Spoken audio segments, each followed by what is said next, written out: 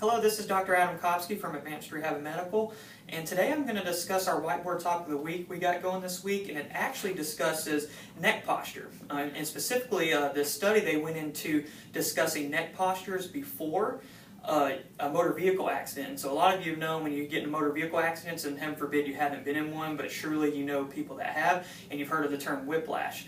And so one thing that the study got into was looking at the different neck postures and actually seeing the differences is if you actually had an abnormal curvature in your neck, was there actually a difference in the reaction as far as the neck pain after the motor vehicle accident in cases that had abnormal curvature versus ones that actually had a normal curvature.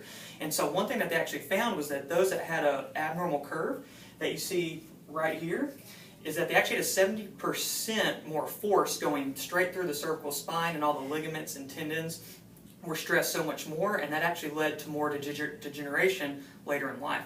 And so one thing, if you actually look at these different neck curves that maybe you're not aware of, normally your neck should curve inward like this. We call that a normal lordotic curve as it goes inward. But as these phases you start to lose those curves, it actually goes from a normal lordotic curve to a straightened curve, and then it even reverses and go in the opposite way where we get a kyphosis, where the curve is actually a full reverse of how it should be.